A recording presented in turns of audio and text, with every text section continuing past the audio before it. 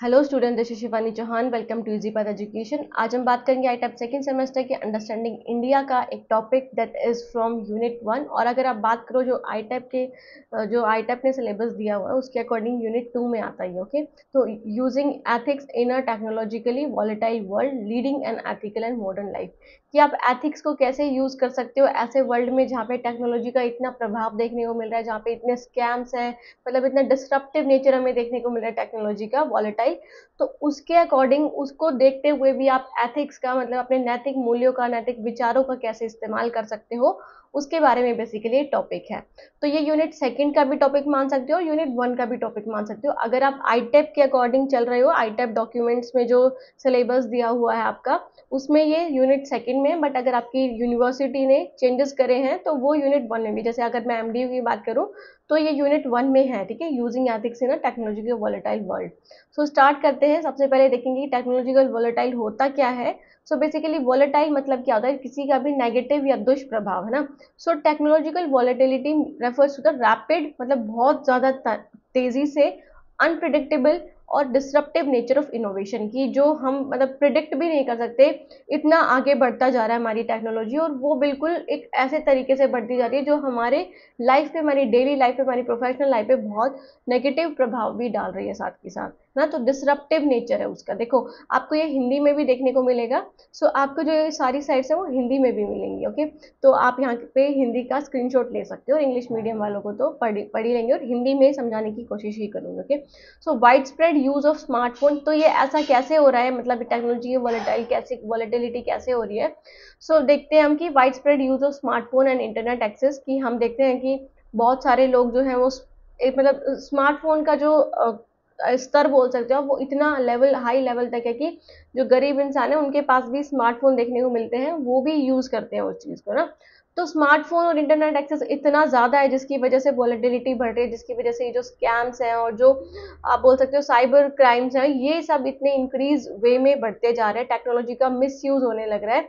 So growth in artificial intelligence, surveillance technology and fintech, तो इससे भी क्या, इससे भी वॉलेटिलिटी बढ़ रही है। और rise of social media influencing public opinion and behaviour, आप देखते हो कि सोशल मीडिया का कितना ज़्यादा इम्पैक्ट है हमारी लाइफ में। फॉर एग्जांपल आप देखो, अभी इंडिया और पाकिस्तान के वॉर का अगर आप देखो, अभी जो हाल फिलहाल में है, तो उसमें आप देखोगे तो वहाँ पे कुछ ऐसी खबरें भी हैं जो हमें बिल्कुल, जिनकी कोई क्रेडिबिलिटी नहीं है, जिस पे आप विश्वास नहीं कर सकते, बट फिर भी कई लोग जो जिनके जिनके पास एजुकेशन नहीं, जिनको इन चीज़ों का पता नहीं है, वो तो ये देखिए ना, टीवी में आ रहा है या फिर फोन में आ रहा है, वो रियल में है। तो मतलब सोशल मीडिया का भी इतना ज़्यादा इन्फ्लुएंस बढ़ रहा है लोगों पर कि बिना उसकी क्रेडिबिलिटी चेक करे, बिना वैलिडिटी चेक करे उन पर विश्वास कर लेते हैं। ओके, और ऑटोमेशन इम्पैक्टिंग एम्प्लॉयमेंट पैटर्न, की आपकी जो एम्प्लॉयमेंट पैटर्न है उसको भी इम्पैक्ट करिए आपकी क्या, टेक्नोलॉजी। जहाँ पर आपको काम के लिए 10 बंदे चाहिए होते थे, अब आपको 1 या 2 बंदे से वो काम चल जाता है, because of the technology, because of the increasing in the technology. और अब एआई के आने की वजह से तो आप ये समझ लो कि बहुत कम ह्यूमन पावर की नीड है जो सिर्फ एआई को संभाल सके, ऐसा कोर्स की ज़्यादा ज़रूरत है। ओके, तो यही चीज़ें लिखी है यहाँ पे हिंदी में भी कि तकनीकी अस्थिरता से तात्पर्य नवाचार में तीव्र, अप्रत्याशित और विघटनकारी प्रकृति से है। भारत में इसमें शामिल है। अगर हम भारत की बात करें तो स्मार्टफोन और इंटरनेट का व्यापक उपयोग, कि इतना ज़्यादा उपयोग हो रहा है कि आप देखोगे कि हर चीज़ में, जैसे कि एआई हो गया या फिर निगरानी प्रौद्योगिकी हो गया या फिर फिनटेक में वृद्धि, इन सब में क्या है कि बहुत ज़्यादा हमें ग्रोथ देखने को मिल रही है। सोशल मीडिया का उदय जनमत और व्यवहार को प्रभावित कर रहा है। तो जो स्वचालन, दैट इज स्वचालन है ना, रोजगार पैटर्न को भी प्रभावित कर रहा है हमारा जो टेक्नोलॉजी है वो। ओके, सो आगे देखते हैं कि एथिकल चैलेंजेस क्या हैं in India due to technological growth, की इन टेक्नोलॉजिकल ग्रोथ की वजह से हमें क्या चैलेंजेस देखने को मिलते हैं हमारे एथिक पॉइंट ऑफ व्यू से। एथिक क्या होता है कि जो आपको चीज़ें करनी चाहिए और आप उसको नहीं कर पा रहे हो बिकॉज ऑफ सम रीजन, या फिर क्योंकि आपकी मोरल ड्यूटीज आपके सामने आ रही है, या फिर आप जानबूझकर उनको वोलेटाइल कर रहे हो, या फिर जानबूझ को उनको हटा रहे हो, उनको यूज नहीं कर रहे हो, फॉलो नहीं कर रहे हो। तो because of the technological growth हमें बहुत ज़्यादा एथिकल चैलेंज देखने को मिलता है, मतलब डायलेमा देखने को मिलता है। डायलेमा क्या होता है, ऐसी सिचुएशन जो एक कंफ्यूजन क्रिएट कर देती है।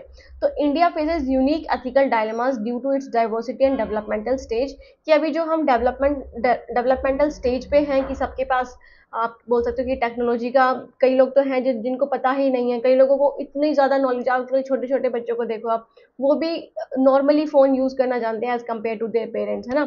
तो डाइवर्सिटी की वजह से हमें एथिकल डायलेमास देखने को मिलते हैं। सो जैसे सबसे पहला है डिजिटल डिवाइड। तो डिजिटल डिवाइड क्या होता है कि जो रूरल और मार्जिनलाइज्ड कम्युनिटीज़ हैं, उनके पास डिजिटल टूल का एक्सेस नहीं है, मतलब उनके पास तक तो पहुँच ही नहीं पा रहा है। तो ज़्यादातर जो ये डिजिटल एक्सेस है या फिर आप बोल सकते हो फ़ोन है, स्मार्टफ़ोन, इंटरनेट है, उनका एक्सेस कौन कर रहा है? जो मिडल फैमिली से बिलॉन्ग करता है या फिर रिच फैमिली से। तो जो कुछ ऐसे लोग हैं जो मार्जिनलाइज्ड कम्युनिटीज़ हैं, उनके पास आज तक वो पहुँचा ही नहीं है। तो एथिकल कंसर्न क्या देखने को मिलता है कि technological advancement must not deepen inequality, कि जो हमारी टेक्नोलॉजिकल एडवांसमेंट है, जो टेक्नोलॉजी हो रही है, उससे टेक्नोलॉजी बढ़ रही है, उससे हम हमारे अंदर डिजिटल डिवाइड या फिर डिजिटल गैप भी आ रहा है। जैसे आप अपने पेरेंट्स को बोलोगे कि आपको तो ये फ़ोन भी यूज़ नहीं करने आते, आप तो ये भी नहीं कर सकते, वो भी नहीं कर सकते। तो इससे डिजिटल डिवाइड देखने को मिल रहा है कि आप अपने आप को ज़्यादा सुपीरियर समझते हो एज़ कम्पेयर टू अपने पेरेंट्स, अपने ग्रैंड पेरेंट्स, है ना? तो टेक्नोलॉजिकल एडवांसमेंट हमें क्या नहीं करना चाहिए, मतलब हमें किस तरफ नहीं लेके जाना चाहिए, इनइक्वालिटी को नहीं, दैट इज़ आप बोल सकते हो गहराई में, या फिर आप बोल सकते हो इनइक्वालिटी को नहीं डेवलप करना चाहिए, ओके? कि हम जो डिस्क्रिमिनेशन रखते हैं एक दूसरे के बीच में, वो नहीं होना चाहिए। तो उसका सॉल्यूशन क्या है कि आप डिजिटल लिटरेसी प्रमोट कर सकते हो। ये हर लेवल के लोगों को डिजिटलाइजेशन के बारे में बताओ, उनको कंप्यूटर्स के बारे में बताओ, स्मार्टफ़ोन के बारे में बताओ, क्या यूज़ेज़ हैं उनके, अफोर्डेबल इंटरनेट प्रोवाइड करो, इंक्लूजन। जैसा कि हमें इंडिया में ज़्यादातर देखने को भी मिलता है कि अब आजकल बहुत सारे लोग ऐसे हैं जिनको मोबाइल फ़ोन चलाने आते हैं। बहुत कम ही लोग ऐसे हैं जो मोबाइल के पास, जिनको कोई मतलब ही नहीं है, जिनको उन सब चीज़ों की कोई नॉलेज ही नहीं है, उन्होंने कभी पढ़ा नहीं। तो उन तक भी आप डिजिटल लिटरेसी पहुँचाओ कि आप कैसे यूज़ कर सकते हो फ़ोन्स का फॉर योर बेनिफिट्स, ओके? फिर आ जाता है ये हिंदी में आपका, ठीक है? तो जैसे भारत अपनी विविधता और विकासात्मक अवस्था के कारण अद्वितीय नैतिक दुविधाओं का सामना कर रहा है कि हमें क्या करना चाहिए, हमें इस तरफ जाना चाहिए या फिर इस तरफ जाना चाहिए। जब आपके अंदर दुविधा क्रिएट हो जाती है या फिर कन्फ्लिक्ट क्रिएट हो जाते हैं एथिक पॉइंट ऑफ व्यू से, नैतिक पॉइंट ऑफ व्यू से, ओके? तो जैसे डिजिटल विभाजन, तो ग्रामीण और हाशिए पर बड़े समुदायों के पास अक्सर डिजिटल उपकरणों तक पहुंच नहीं होती है। तो तकनीकी प्रगति से असमानता नहीं बढ़नी चाहिए, ओके? तो इससे असमानता नहीं बढ़नी चाहिए, तो इससे हम क्या कर सकते हैं, डिजिटल साक्षरता ला सकते हैं, किफ़ायती इंटरनेट और समावेशन को बढ़ावा दे सकते हैं कि सभी इंसानों को, सभी पीपल को इंक्लूड करो आप for the digital literacy, okay? After that is the next is the data privacy and surveillance. So आप क्या करो, डेटा प्राइवेसी और सर्विलियंस के लिए आधार कार्ड इशू करो, डिजिटल पेमेंट्स करो and mobile apps collect vast user data. तो issue क्या है कि जो इतने सारे आधार हैं, आपके आधार कार्ड से इतने ज़्यादा स्कैम, आपको ओटीपी आता है, आपके डिजिटल पेमेंट की वजह से इतने सारे स्कैम हैं। मोबाइल ऐप ऐसे हैं जिनके बारे में आपको पता ही नहीं, नॉलेज ही नहीं है कि वो आपके लिए हार्मफुल है या नहीं है। तो ये सब भी आपके जो डेटा है, ये सारा डेटा आपका चला जाता है उनके पास, जो ये कंपनी बनाती हैं, ओके? सो एथिकल कंसर्न क्या देखने को मिलता है, पोटेंशियल मिसयूज बाय गवर्नमेंट और कॉर्पोरेशन, कि जो कॉर्पोरेशन होती है, गवर्नमेंट होती है, वो बहुत ज़्यादा मिसयूज भी करते हैं इन सब चीज़ों का, ठीक है? तो मिसयूज कैसे कम हो सकता है, उसके लिए क्या सोल्यूशन है? तो strengthen data protection laws, example digital personal data protection act 2023। So ये जो एक्ट है, ये आपको इंश्योर कराता है कि आपका डेटा कहीं भी गलत हाथों में नहीं जाएगा, आपके डेटा का मिसयूज नहीं होगा, ओके? तो आपको प्रोटेक्शन लॉज ज़्यादा रखने चाहिए, डेटा प्रोटेक्शन लॉज, कि आपका जो डेटा, आपकी जो प्राइवेसी है, वो लीक नहीं होनी चाहिए कहीं भी, ओके?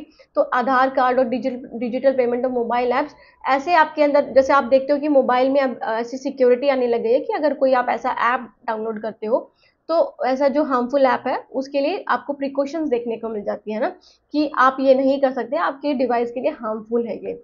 सो बेसिकली ऐसे कुछ लॉज लेकर आओ ताकि लोग जागरूक हों, किसके लिए? डेटा प्राइवेसी और सर्विलेंस के लिए, ठीक है? तो तकनीकी विकास के कारण भारत में नैतिक चुनौतियां, तो डेटा गोपनीयता और निगरानी से रिलेटेड बहुत ज़्यादा हमें चुनौतियां देखने को मिलती हैं। फिर आ जाता है miss information and hate speech. तो इशू क्या है? Social media spread fake news, communal hate and political propaganda. तो आपने अभी भी देखा होगा सोशल मीडिया पे इतनी ज़्यादा चीज़ें फेक फैलाई जाती हैं, झूठी खबरें फैलाई जाती हैं, है ना? तो जिससे लोगों में आक्रोश बढ़ जाता है, जिससे लोग और भी ज़्यादा एक दूसरे के प्रति नफरत फैलने लग जाती है, या फिर मिस इन्फॉर्मेशन देने से आपको गलत नॉलेज होगी तो आप किसी और को बताओगे, फिर आगे वो और किसी को पता चलेगी, तो उससे और भी ज़्यादा वो खतरनाक होगा आपकी मिस इन्फॉर्मेशन, ओके? तो एथिकल कंसर्न क्या है इसके लिए? Threaten social harmony and inform citizenship. तो ये सोशल हार्मनी को थ्रेट करता है कि आपके बीच में जो लगाव है, आपके बीच में जब सब लोग मिलकर रह रहे हैं उसको वो ख़त्म करता है। सबके बीच में एक डिस्क्रिमिनेशन की भावना आती है, सब सोचते हैं कि ये हमसे अलग है, ये हमसे अलग है ना। और इन्फॉर्म सिटीजन नहीं बन पाते हम, एक ऐसे नागरिक जो एक अच्छी इन्फॉर्मेशन या फिर हमें सब चीज़ों के बारे में पता हो। ओके, तो सोल्यूशन क्या है? Media literacy education and strict regulation of platform. कि आप प्लेटफॉर्म पे जो ऐसी खबरें हैं, जो ऐसी खबरें छापते हैं, उनको पहले से ही आप रेगुलेट करो। उनके लिए लॉज बना दो कि अगर आप ऐसे कुछ न्यूज़ फैला रहे हो तो आपके अगेंस्ट कार्रवाई हो सकती है, अगर आप झूठी खबरें फैला रहे हो। और मीडिया लिटरेसी एजुकेशन भी दो बच्चों को भी, और स्टूडेंट्स को भी, अडल्ट को भी, ताकि उनको पता चले कि क्या उनके लिए सही है, क्या उनके लिए गलत है। ओके, समझ में आया इतना? आफ्टर दैट ये हिंदी में है स्टूडेंट्स, तो आप देख लीजिएगा, इसका स्क्रीनशॉट ले लीजिएगा। उसके बाद आ जाता है एआई एंड जॉब डिस्प्लेसमेंट। अब एआई तो सबसे बड़ा, एक बोल सकते हो खतरा बना पड़ा इन सब चीज़ों का भी बाप है ना, जो मतलब बहुत ही बड़ा एक खतरा है हमारी जॉब के लिए भी, हमारे एम्प्लॉयमेंट के लिए भी, हमारे प्रिवेसी के लिए भी, या फिर आप बोल सकते हो कि ये जो झूठी खबरें फैलाते हैं उन सब चीज़ों के लिए भी। तो इशू क्या है? Automation threaten job in IT, manufacturing and service. तो मोस्टली जो ये आईटी है, आईटी सेक्टर में और मैन्युफैक्चरिंग सेक्टर में, सर्विस सेक्टर में, तो हर सेक्टर में आप बात करो, एजुकेशन के सेक्टर में भी बात कर लो, तो वहाँ पे भी जो एआई है उसने बहुत सारी जॉब को बिल्कुल ख़त्म कर दिया है, बिल्कुल हटा दिया है। एथिकल कंसर्न क्या है इससे रिलेटेड? इकोनॉमिक डिसरप्शन हो रहा है विदाउट सपोर्ट सिस्टम। कि अब एआई सब कुछ काम अकेला नहीं संभाल सकता, उसके लिए भी ह्यूमन रिसोर्स की ज़रूरत होती है, ह्यूमन रिसोर्स कैपिटल की। तो इकोनॉमिक डिसरप्शन देखने को मिलता है, क्योंकि अब जो इंसान नहीं होंगे तो वहाँ की पर कैपिटा इनकम तो बेसिकली डिक्रीज ही होगी, अगर आप एम्प्लॉयमेंट आपके पास नहीं होगा तो जीडीपी भी लो होगी उसकी। तो इकोनॉमिक डिसरप्शन मतलब इकोनॉमी में बहुत कम या फिर हमें बहुत वो डिसलती हुई दिखाई देती है। जैसे अभी आपने देखा था स्टॉक मार्केट एक्सचेंज रेट कितने एकदम से अभी घटते ही रहे हैं ना। सॉल्यूशन क्या है इसका? रीस्किलिंग, कि आप स्किल करो, लोगों को एआई के बारे में बताओ, इंक्लूसिव पॉलिसीज लेकर आओ कि सभी बच्चों को, सभी स्टूडेंट्स को हक मिलेगा, उनको कोई ना कोई एम्प्लॉयमेंट अपॉर्चुनिटी दी जाएगी। और ह्यूमन सेंटर्ड एआई डेवलपमेंट करो कि लोग भी एआई बनाना सीखे, इंडिया के लोगों को भी एआई के बारे में पता चले और वो भी अपना एक एआई डेवलप कर सके। जैसे आप देखोगे डिफरेंट कंट्रीज में आपने एआई क्रिएट किया, बट इंडिया का अभी तक कोई भी एआई नहीं, आर्टिफिशियल इंटेलिजेंस। जैसे चैट जीपीटी की बात कर लो, डीप सीक की बात कर लो चाइना का, चैट जीपीटी यूएसए का। तो बेसिकली मोस्टली कंट्रीज के पास जो डेवलप्ड हैं, जो जो मतलब आप ये देखोगे कि हमारे इंडियंस ही वहाँ पे जाके इतना सारा काम संभालते, तो इंडिया वाले लोग इंडिया में भी कर सकते हैं। ओके, सो बस उनके लिए ज़रूरत है कि आप रिसर्च पे ज़्यादा पैसा दो, रिसर्च में इंक्लूड करो बच्चों को ज़्यादा से ज़्यादा, उनको बढ़ावा दो उन सब चीज़ों के लिए। ओके, ये हो गया एआई और नौकरी विस्थापन के बारे में। ठीक है, फिर आ जाता है डिजिटल, अच्छा फिर आ जाता है what does it mean to lead an ethical and modern life. अब आपने देख लिया कि क्या क्या एथिकल कंसर्न या फिर एथिकल चुनौतियां या नैतिक चुनौतियां हमें देखने को मिलती है तकनीकी विकास के कारण भारत में, स्पेशली क्योंकि हम अंडरस्टैंडिंग इंडिया की बात करें, इसलिए हम इंडिया के पर्सपेक्टिव से ज़्यादा बात करेंगे।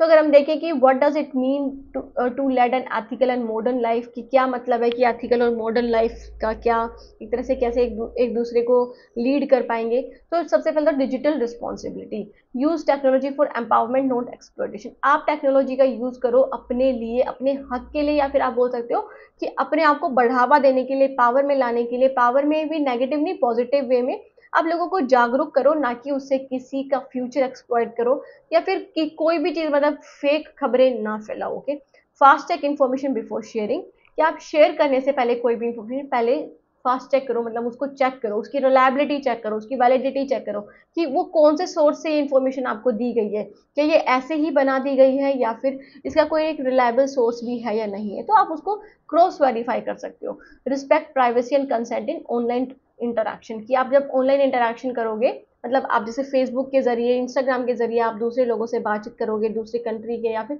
अपनी कम्युनिटी के या फिर दूसरे स्टेट के, तो उसमें अपनी प्रिवेसी का और अपनी कंसेंट का भी ध्यान दो कि ऐसे ही आप कोई भी कंसेंट नहीं दे दो। टर्म्स एंड कंडीशन आती है ना, टर्म्स एंड कंडीशन, तो वो आपको चेक करनी है। ओके, कि कौन सी टर्म्स एंड कंडीशन आपको वो पढ़ना बहुत ज़रूरी होता है, वो सबसे मेन पेज होता है। अगर आप टर्म्स एंड कंडीशन को ऐसे ही अनदेखा कर देते हो तो उससे बहुत सारी चीज़ें ऐसी है जो आपकी लीक हो सकती है, आपकी जो प्राइवेसी है वो ख़त्म हो सकती है। तो कंसेंट देने से पहले आपको वो चेक करना ज़रूरी है। और अगर आप किसी को ऐप डाउनलोड करने के लिए कह रहे हो तो आप उसकी कंसेंट के बिना कुछ भी नहीं कर सकते। तो रिस्पेक्ट करनी चाहिए आपको उनकी प्राइवेसी की और उनके कंसेंट की, ठीक है। फिर है सस्टेनेबिलिटी एंड टेक्नोलॉजी का आप यूज कर सकते हो। तो यूज एनर्जी एफिशिएंट डिवाइसेस, ऐसे डिवाइसेस यूज करो जो जो आपको सस्टेनेबिलिटी की ओर ले जाए, मतलब रिन्यूएबल सोर्सेज का आप ज्यादा यूज करो जो हार्मफुल ना हो आने वाली फ्यूचर जनरेशन के लिए भी और आपके लिए भी और क्लाइमेट के लिए भी। तो support green innovation in agriculture, transport and energy, जैसे भारत का जो कदम है भारत सरकार का, that is of solar plants, या फिर आप बोल सकते हो सोलर एनर्जी के बारे में। तो डिफरेंट सेक्टर्स में डिफरेंट जगह पे सोलर जो पैनल्स लगे हुए हैं ना, तो आप देखोगे हाईवे पे भी जो लाइट्स जलती है वो भी सोलर के थ्रू ही जलती है। तो बेसिकली ये एक अच्छा कदम है, किसके लिए, ये अपनी सस्टेनेबिलिटी को भी इंक्रीज करने के लिए और टेक्नोलॉजी का भी इंक्रीज हो रहा है साथ में, ओके। तो ट्रांसपोर्ट, एनर्जी और एग्रीकल्चर में ग्रीन इनोवेशंस का यूज करो, पेट्रोल डीजल का बहुत कम यूज करके आप दैट इज इलेक्ट्रिसिटी का यूज कर सकते हो, ठीक है। सो स्टूडेंट, ये हिंदी में दिया हुआ दैट इज डिजिटल जिम्मेदारी और स्थिरता और प्रौद्योगिकी, है ना। तो कैसे आप नैतिक और आधुनिक जीवन जीने का क्या मतलब है उसका ये है, ठीक है, डिजिटल जिम्मेदारी और स्थिरता, और कि आप मॉडर्न लाइफ को और एथिकल लाइफ दोनों को साथ में एक तरह से बैलेंस बना के कैसे जी सकते हो, या फिर आप बोल सकते हो कि कैसे मेंटेन कर सकते हो, okay. So after that is the C is a inclusive modernity. तो इसका मतलब क्या है कि मॉडर्निटी का मतलब सिर्फ गैजेट ही नहीं है कि आपके पास इतने सारे गैजेट है, आपके पास आईफोन है, आपके पास सैमसंग है ना, S4 है, S24 है आपके पास अच्छे फोन है, सिर्फ ये मतलब उसका नहीं है। इसका मतलब है मॉडर्निटी का मतलब है कि आप कितने रैशनल थिंकर हो, कि आप लॉजिकली कितना अच्छे से सोचते हो, आप चीज़ों को ऐसे ही नहीं दैट इज आप ऐसे ही चीज़ों को ग्रहण नहीं कर लेते हो, है ना। आप चीज़ों को देखते हो, आप उनका लॉजिकल थिंकिंग करते हो, उसकी रिलायबिलिटी चेक कर सकते हो, वैलिडिटी चेक करते हो, इक्वालिटी को कितना प्रमोट कर रहे हो, जस्टिस को कितना प्रमोट कर रहे हो। मॉडर्निटी का ये मतलब है कि आपके विचार कितने अच्छे हो चुके हैं पहले से, जैसे विमेन को पहले शिक्षा नहीं दी जाती थी, अब उनको कैसे आप दैट इज आप एनकरेज कर सकते हो, पेरेंट्स को, बच्चों को, है ना, कि जो सबके अधिकार हैं वो इक्वल है, मैन के भी और विमेन के भी। So stand against caste gender bias online and offline, कि आप ऑनलाइन तरीके से भी और ऑफलाइन तरीके से भी मतलब फिजिकली रूप में भी आपको स्टैंड रखना है, मतलब आपको खड़े रहना है फॉर द कास्ट और जेंडर बायस, कि आपको लगता है कि कहीं पे कास्ट या जेंडर बायस आप डिस्क्रिमिनेशन देखने को मिल रहा है आपको कास्ट के बेसिस पे, जेंडर के बेसिस पे, वहां पे आपको एकजुट होकर खड़े रहना है। सो मॉडर्निटी का मतलब ये है। So use tech to uplift others, कि दूसरों को और भी ज्यादा बढ़ाने के लिए, उनको और भी ज्यादा अच्छा बनाने के लिए, या फिर उनके उद्धार के लिए आप क्या कर सकते हो, क्राउड फंडिंग फॉर कॉजेज, आप क्राउड फंडिंग कर सकते हो, मतलब कोई कारण है उसका, तो आप उसके लिए क्राउड जमा कर सकते हो, उनको हेल्प कर सकते हो, उनको पैसों से हेल्प कर सकते हो, उनकी वैसे नॉर्मल उनकी लाइफ में हेल्प कर सकते हो। डिजिटल एजुकेशन आप प्रोवाइड कर सकते हो फॉर द अंडर प्रिविलेज, की जिन लोगों को एजुकेशन नहीं मिल पाती, जो पुअर पीपल हैं या फिर जो लोग एजुकेशन नहीं ले सकते हैं, उनको आप डिजिटल एजुकेशन भी प्रोवाइड करो, मतलब उनको आप लैपटॉप्स, आप उनको कंप्यूटर्स, या फिर आप बोल सकते हो फोन प्रोवाइड करो, उनको अच्छा इंटरनेट एक्सेस प्रोवाइड करो, ताकि वो भी पढ़ सके through the medium of the digital, okay, digital media के through. So culture integrity and with ethical tech use, कि आप कल्चर इंटीग्रिटी भी मेंटेन रखो और साथ में एथिकल टेक यूज भी रखो, ओके, मतलब टेक्नोलॉजी का यूज बहुत अच्छे से, बहुत नैतिक वैल्यूज से। सो ब्लैंड ट्रेडिशन एंड प्रोग्रेस, कि आप ट्रेडिशन और प्रोग्रेस दोनों को मिलाकर चलो, कि आप ट्रेडिशन वैल्यूज को भी यूज कर रहे हो, प्रोग्रेस भी आपकी हो रही है।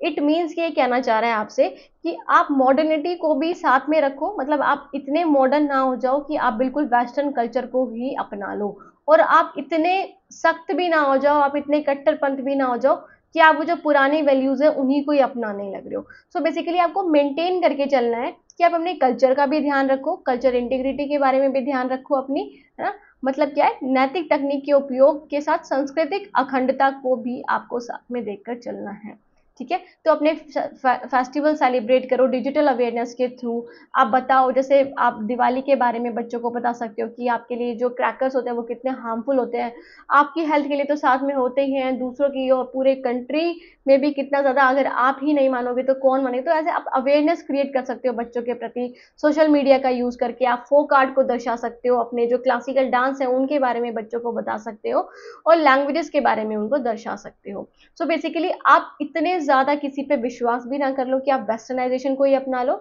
और इतना ज़्यादा वो रिजिड स्ट्रक्चर में भी ना बैठ जाओ कि जहाँ पे आप ये सोचो कि टेक्नोलॉजी कुछ है ही नहीं, ये टेक्नोलॉजी सिर्फ आलतू फालतू की चीज़ है ना।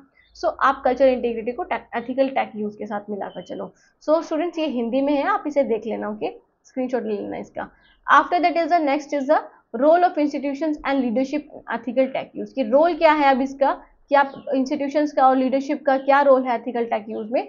तो सबसे पहले गवर्नमेंट, तो गवर्नमेंट क्या रोल प्ले करती है, develop and enforce ethical guidelines for AI, data and social media, कि गवर्नमेंट आपको हेल्प करती है, डेवलप करती है एथिकल गाइडलाइंस। अगर गवर्नमेंट क्या कर सकती है, गाइडलाइंस बना सकती है, लॉज बना सकती है कि आपको as a person, as a civil person आपकी क्या ड्यूटीज है, क्या रिस्पॉन्सिबिलिटीज है, और अगर आप उसके परे जाते हो तो आपको आपके अगेंस्ट एक्शन लिए जाते हैं, तो उसके प्रति आपको गवर्नमेंट आपके लिए दैट इज आप बोल सकते हो कि लॉज बना सकते हो। Okay, promote access and equity को प्रमोट कर सकते हैं through digital India initiative, sorry, तो डिजिटल इंडिया इनिशिएटिव के थ्रू एक्सेस प्रोवाइड कर सकते हैं, मतलब सभी लोगों तक डिजिटलाइजेशन प्रोवाइड कर सकते हैं। इट मीन्स कि कंप्यूटर्स, लैपटॉप्स देना सरकारी स्कूल में, कॉलेजेस में, जो बहुत अच्छे लेवल के स्टूडेंट्स हैं उन सबको देना, जो गरीब परिवार से उनको भी, और इक्विटी प्रोवाइड करो। ओके, सो एजुकेशन सिस्टम कैसे हेल्प कर सकता है, एजुकेशन सिस्टम मतलब आपकी स्कूली शिक्षा, आपकी एक ऐसा सिलेबस बना सकता है, करिकुलम में इंक्लूड कर सकता है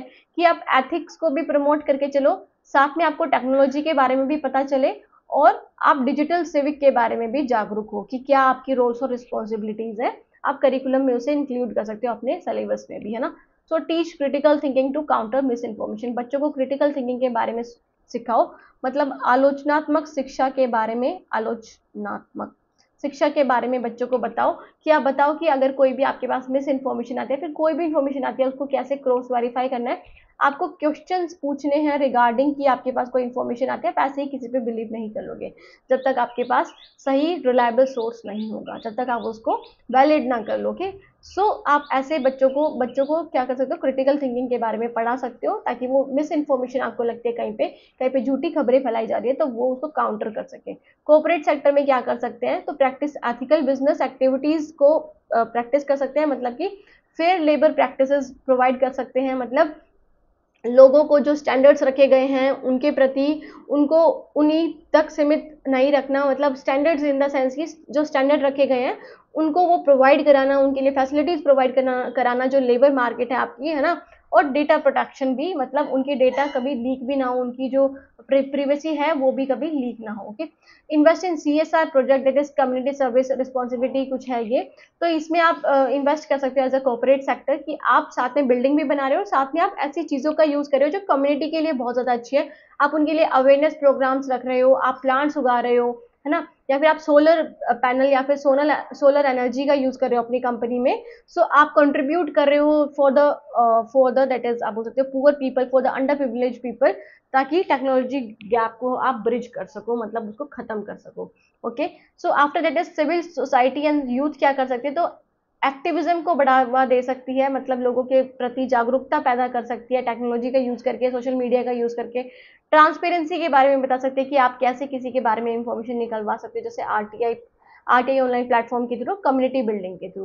ओके, कि आप कम्युनिटी बिल्डिंग के लिए क्या करो, मतलब कम्युनिटी इन द सेंस की आप जो भी सोसाइटी है हमारी उसको एक साथ एकजुट कैसे करके रख सकते हो, टेक्नोलॉजी का बहुत यूज कर सकते हो, इसके थ्रू आप लोगों को बताओ कि वी आर ऑल वन। आपने अभी देखा भी होगा जो पहलगाम अटैक हुआ था उसके बाद हमने देखा था कि तो डिफरेंट जो लोग थे डिफरेंट जगह से सब एक साथ इकट्ठे करके पाकिस्तान के विरुद्ध, या फिर आप बोल सकते हो जिसने भी सब कराया उनके विरुद्ध वो कुछ बता रहे थे, उनके विरुद्ध लोगों को जागरूक कर रहे थे। तो ये सारी चीज़ें आप कर सकते हो through the that is technology. Okay, so student ये हिंदी में है आपका, हिंदी में देख लेना इसे कि सरकार का क्या रोल है, शिक्षा प्रणाली का क्या रोल है, कॉर्पोरेट क्षेत्र का क्या रोल है, और नागरिक समाज युवाओं का क्या रोल है इन द तकनीक, नैतिक तकनीक के उपयोगों में संस्थाओं और नेतृत्व की भूमिका क्या है। ओके, सो स्टूडेंट ये थी हमारी वीडियो, कोई भी डाउट रह गया हो, कोई भी कमी है आप बोल सकते हो, फीडबैक दे सकते हो, और आपके जो टॉपिक्स आपने बताए हुए हैं मुझे कमेंट सेक्शन में मैं उनको प्रोवाइड करा दूंगी आज रात तक। ओके, आपको सारे टॉपिक्स मिल जाएंगे। So thank you so much for watching the video, मिलते हैं नेक्स्ट वीडियो में, तब तक के लिए take care, bye, have a nice day.